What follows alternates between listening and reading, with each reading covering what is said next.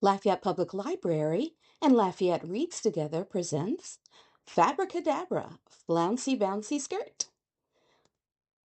In the Lafayette Reads Together book, Finding Someplace by Denise Lewis Patrick, the main character sews her own flouncy bouncy skirt, which we are going to attempt to do today. First, we're going to need some materials. You'll need tulle fabric, lining fabric, sequins, and elastic for your waistband. We're also going to need some supplies and tools, one of which is a sewing machine. You're also going to need a thread and bobbin. You're going to need pins and clips. You're going to need some fabric scissors that are very sharp and some regular paper scissors. You'll need some sort of paper for making your pattern. I suggest butcher paper. Tissue paper if you're not using lining fabric. Marking chalk, a ruler and/or a yardstick, some measuring tape, and a hot glue and gun for attaching sequins if you're going to do that. First, we're going to take two measurements, the hip measurement and the skirt length measurement. To take the hip measurement, we're going to, wearing some, either just in our underwear or very thin material, we're going to wrap the measuring tape around the widest part of our hips, just like in the picture. And then we're going to make that snug against our body, but not so tight that it's pulling into our skin. And we'll take the measurement there. To take the length measurement, you want to start at your waist, let the tape hang down along the side of one leg, and wherever it falls, where you want your skirt to end, that is the measurement that you take. It helps if somebody else can do that part for you. So next up, what we need to do is make a calculation for our pattern, and we're going to call it HIP for hip. We're going to take the hip measurement number that we got, we're going to divide it by 3.14. We're going to get the answer for that and then divide that by 2. Once you've got that number, you're going to want to round up to the next 1/4 of an inch. So for example, if the hip measurement is 12, divide that by 3.14, then divide that by 2, you're going to get 1.91, which you'll then round up to the 2 inches. So next up, we're going to calculate how large of a square that our pattern is going to be. So what we're going to take is the HIP number. We're going to add that to the number we got for our skirt length. And then we're going to take that and we're going to add 0.25 inches for a seam allowance. In my example, my hip is 2, my skirt length is 8, so that gives me 10 inches. I'm going to add 0.25 for the seam allowance, and that gives me 10.25 inches. So my pattern square needs to be 10.25 by 10.25 inches. Finally, our next calculation is going to deal with our fabric.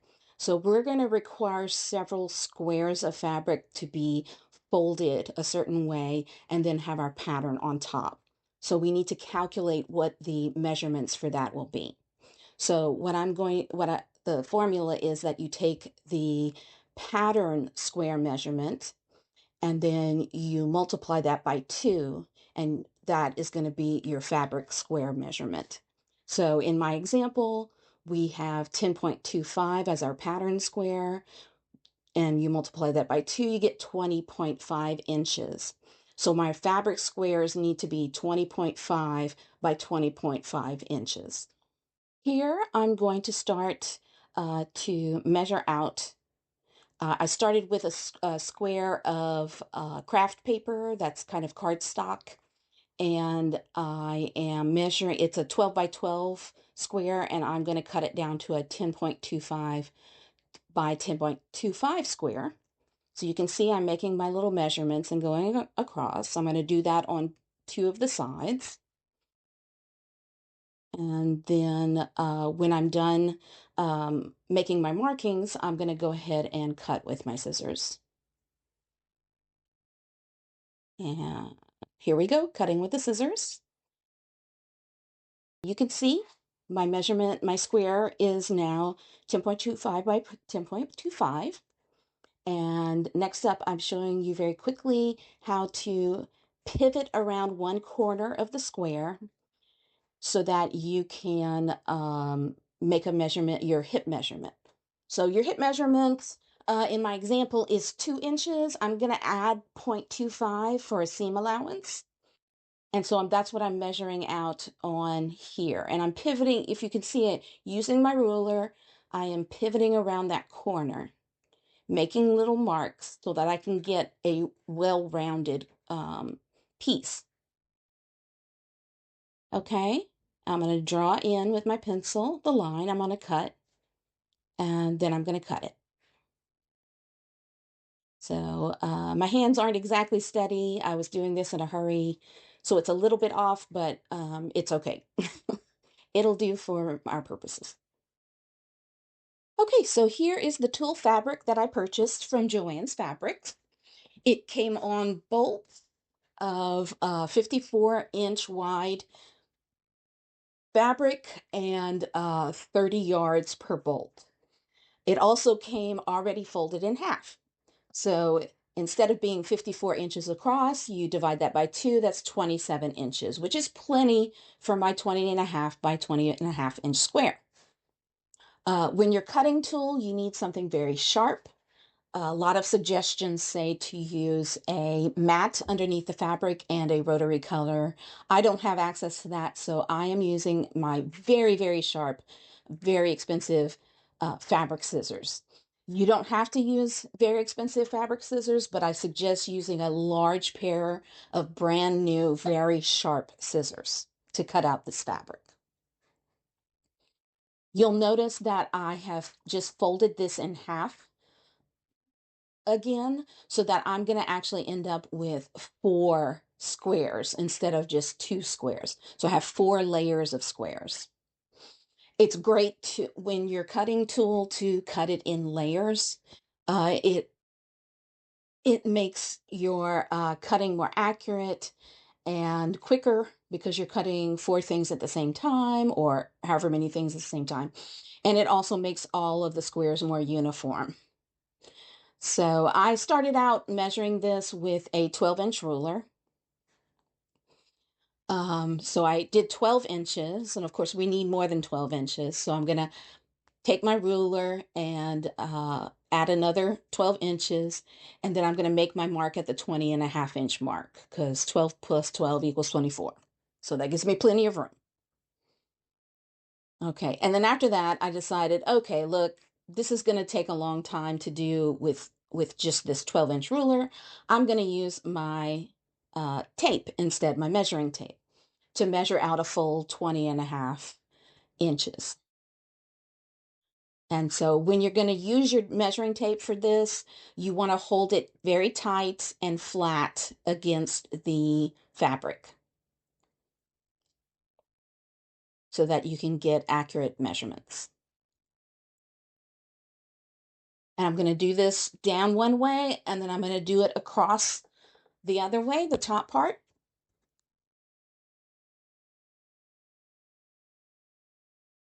Until I get to the end.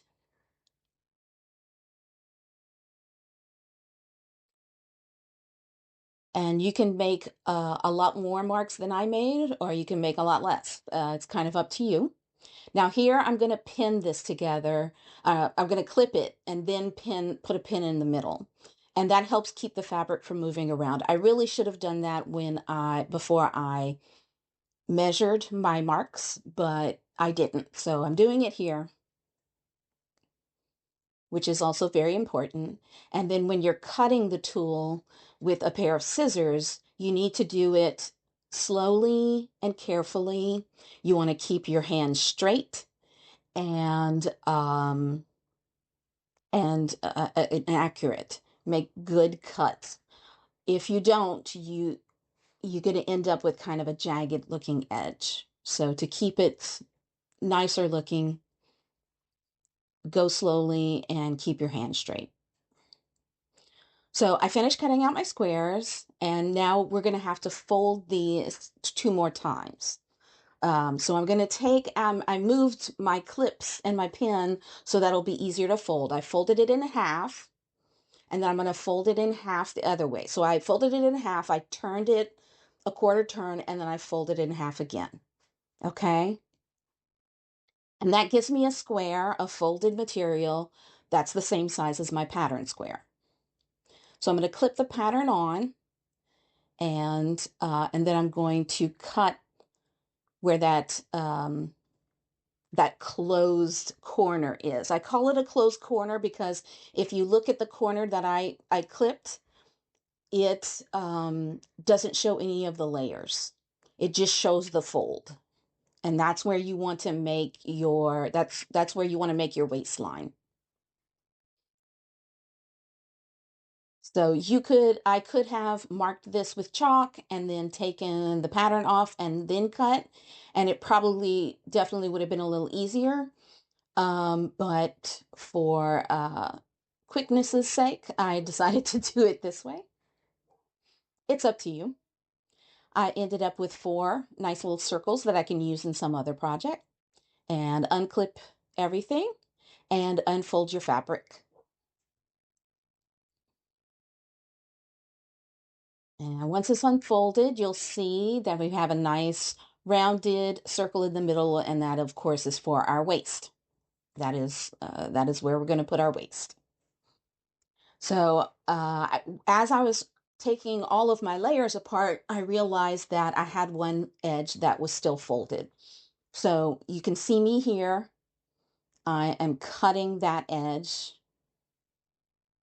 so that each square that I have is not attached to the any of the other squares. And this is important because of the way we're going to stack them. So now we can take off that layer, and the way we're going to stack them is the way I'm looking at it. I put a square down first and it's in the square position. The next one I put down as a diamond. So it's in the diamond position. Okay. And you want to, don't worry about matching the edges because that won't make any sense. Only match up your circle. So make the edges of your circles match each other, match up with each other. And it takes a little bit of zhuzhing because it's not super easy to work with tulle, but it's not super hard either. Okay, here are my 4 layers. Of course, I did a square, a diamond, a square, and a diamond. And now I am clipping the waistline into place. I usually do that in like quarters first and then add more pins or clips where I need them.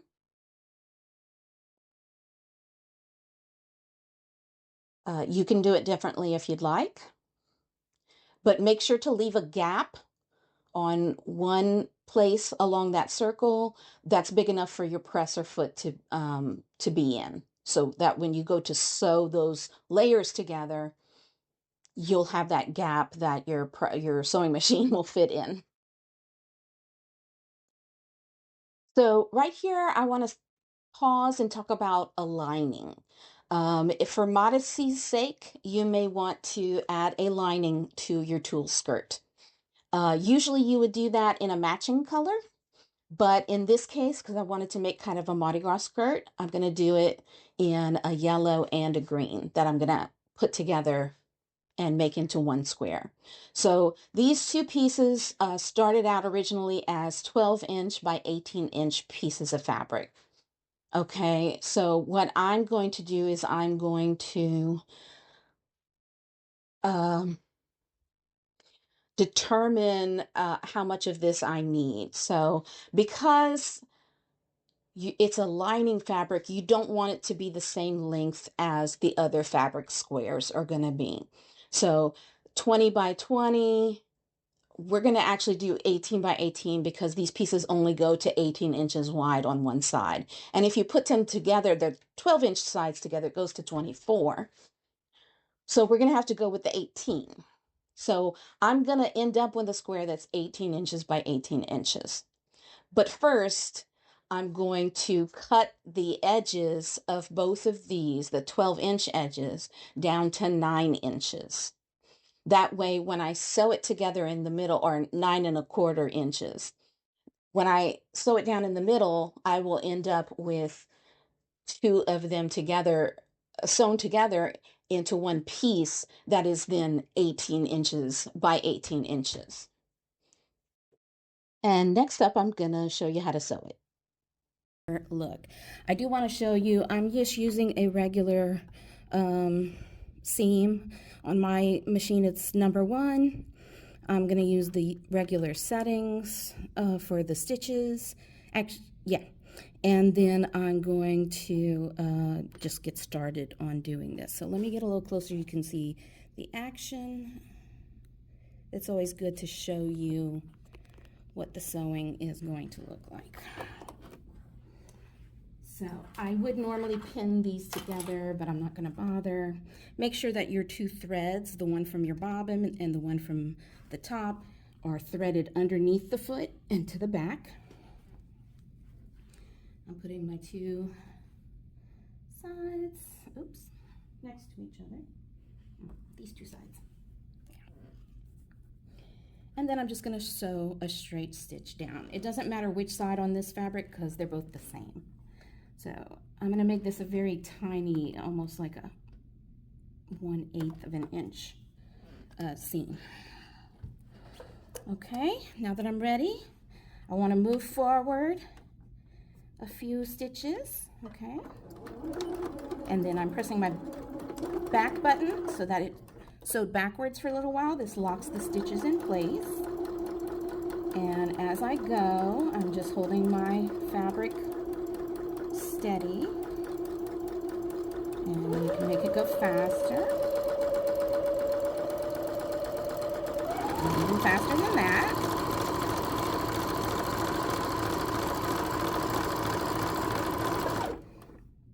Kind of got out of hand. And when you get to the end, hold down your back button and sew a few stitches backwards, and again that locks the stitch in. So it's not likely to come out as you wear your garment. So mine's a little bit messed up because I didn't keep the end. I was going too fast, and I didn't keep the end together that well, but that's okay. I'm snipping off the ends of my threads, and now I'll be ready to sew again. So this is going to be my circle. I could press this open, but I'm not going to bother. It's really not that big a deal. Okay, so let's go to the next step. Now we've got, this is our lining fabric, and it's got our circle in the middle. So I'm going to pin this to the layers that we pinned earlier around the circle, and then we are going to put in a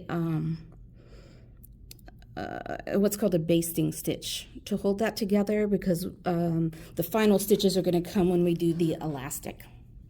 So let me pause this while I get that pinned, and then I'll show you the basting stitch. Okay, so we're back. I've pinned my thing again, left a little gap right here, and we're going to start sewing. So let me pull my machine over. Ouch. You'll see my machine has like a little arm. I pulled the outside of it off, and I've got this little arm piece, and that's for putting things with holes through, so that it's easier to sew them. So I am going to slide that under, try and keep my threads to the back. Easier said than done. Okay, or at least to the back and side. Okay, and I'm going to start about right here. The thing with tulle that you want to do is you want to, I'll try and pull this a little closer so you can see.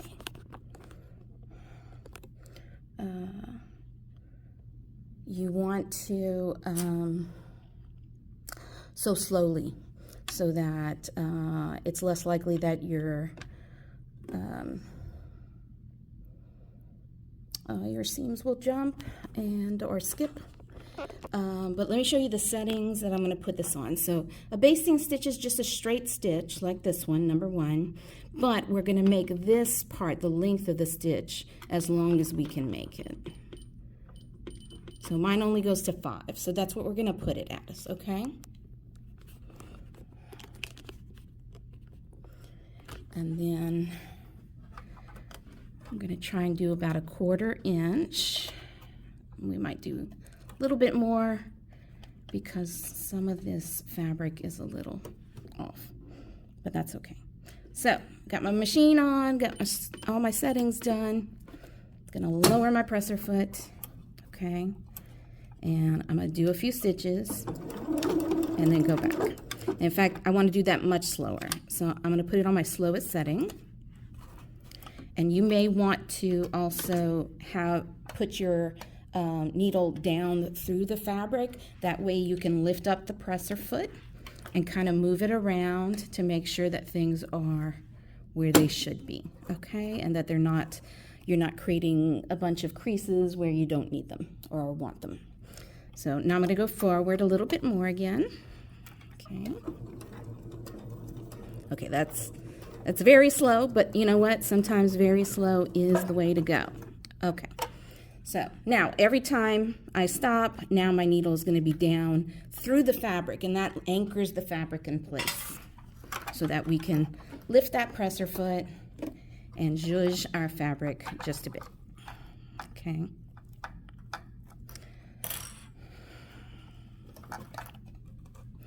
And now, again, very slowly. Sorry if the camera bounces around a whole lot. That is not exactly something I have a whole lot of control over. I have a limited setup for filming, and you just take what you can get around here. We have nicer setups for our patrons. Okay.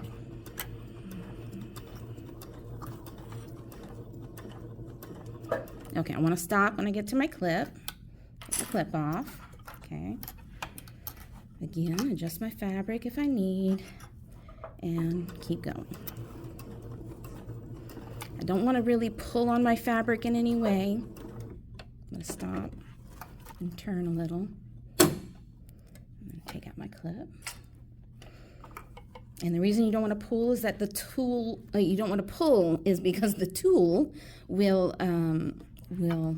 pull with you, and it may not be lined up correctly. So we want to move it in a slow circle, but not pull the fabric too much. Okay, stop. Don't be careful when you pull your clips off. Make sure you pinch them all the way so that they open. Otherwise, it'll tear the tool.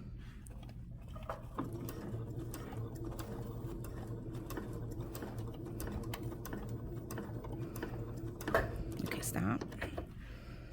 Move it. Look, and this is not the best. I think I did better on my first try doing these, but that's okay. You know what? We're just going to keep trying. Oh, shoot. I messed up. I really messed up there. Okay.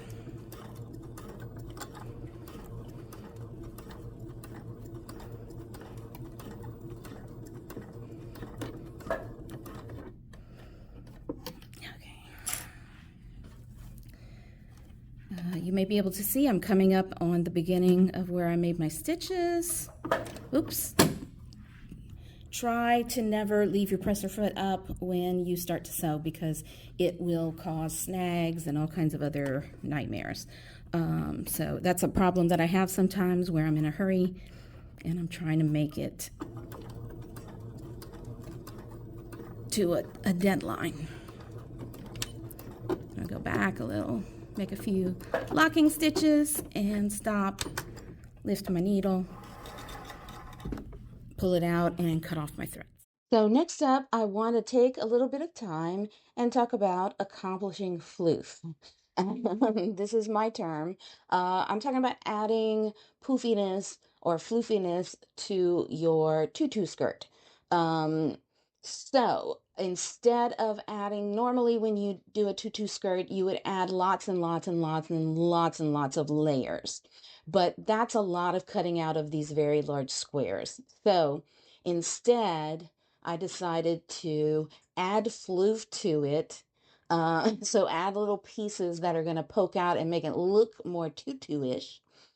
Um, after either before we put the elastic band on or afterwards. So typically, my floof I used was kind of like a circular, triangular-ish, or maybe a long or rectangle tulle pieces in varying lengths that you gather to a point at one end and leave loose on the other.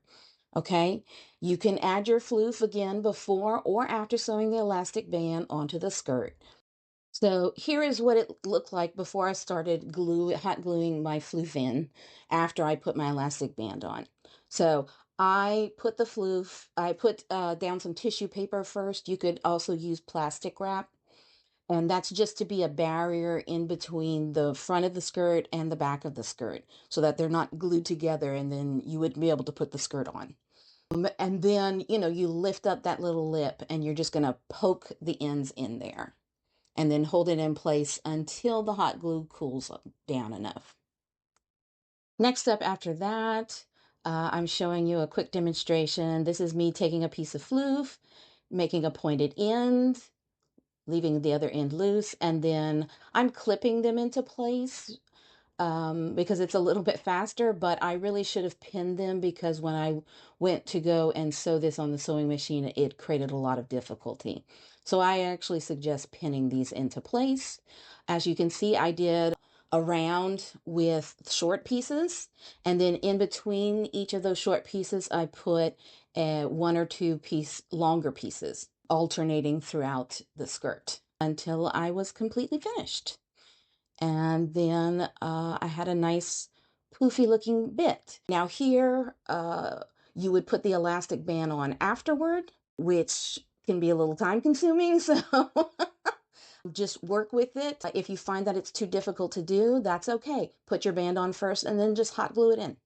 So next up, we're going to be putting the elastic waist and attaching it to our skirt, but we have to first find out how much elastic band we need. So you want to wrap that elastic band that we have around your waist snugly. Okay, and in order to do that, you need to be either unclothed or with your underwear on or with some sort of thin but tight clothing that's pressed up against your skin. So you're going to wrap the elastic band around your waist, take the beginning end of it, and where it meets the other part of the band, you're going to put a couple of pins in to hold those together. And then you're going to quickly shimmy out, quickly but carefully shimmy out of the elastic circle that you've just made. And here is what that looks like with the pins in it. I put two pins equal, enough of a distance apart that my presser foot will fit in between them. And I'm actually going to do two lines. So here you see my two lines of seams. I have two seam lines. And then I'm going to cut off the ends. You could choose to sew down the ends if you wanted to. I'm just cutting mine off. Okay, so next up, we need to mark quarters.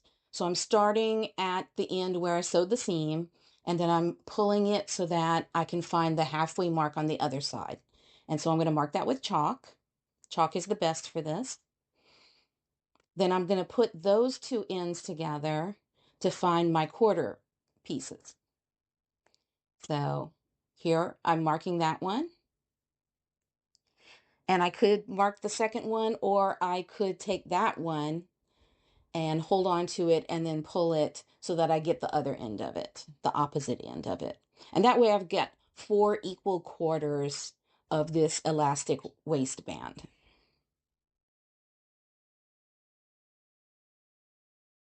And so here I have pinned along those chalk lines that I made.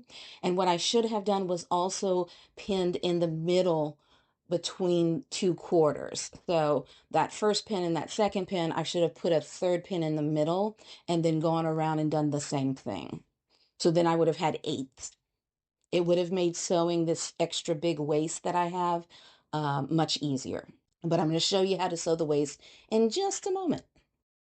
Okay, so here I am sewing on the elastic waistband to the waist of the fabric.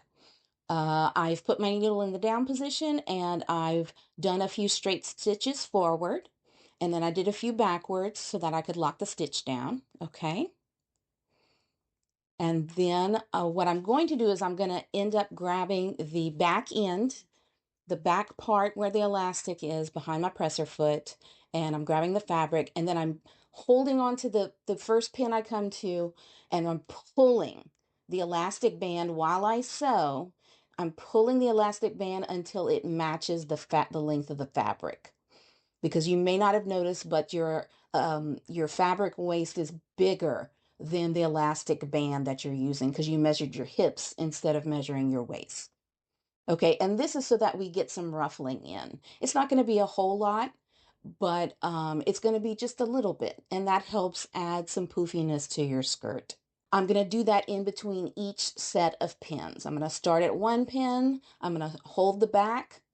Then I'm going to pull at the next pin over. I'm going to pull that elastic until it matches the fabric, and I'm going to just sew it on through. And I'm using a straight stitch all the way through. You can do this a little bit quicker than you would have done the fabric waist.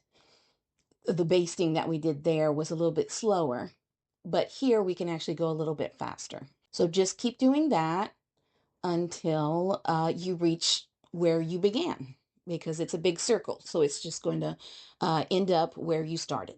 And just remember to pull your pins out. Don't try not to sew over your pins, because it could actually damage your needle that's in your machine as well as the machine itself. So here's my, I believe this is the final little bit. I'm going to hold the back. I'm pulling the front. I stop every once in a while because my arms get tired. And now I'm back to where I started, and I did a back stitch to lock it in place. You may not have known, but you can add sequins to your lovely skirt. It adds a little bit of sparkle to it, makes everything more visually interesting. So in order to do that, you'll need some hot glue or some craft glue, or of course you can always sew those on. You're also going to need sequins of varying colors, sizes, and styles. You're going to decide where you want to put them, and when you're gluing them on, you want to make sure that you have something behind the tool so that the glue doesn't get through to the next layer. Plastic wrap or tissue paper are definitely good choices for this because they can be torn off and not show. Thank you for watching Flouncy Bouncy Skirt, and happy sewing!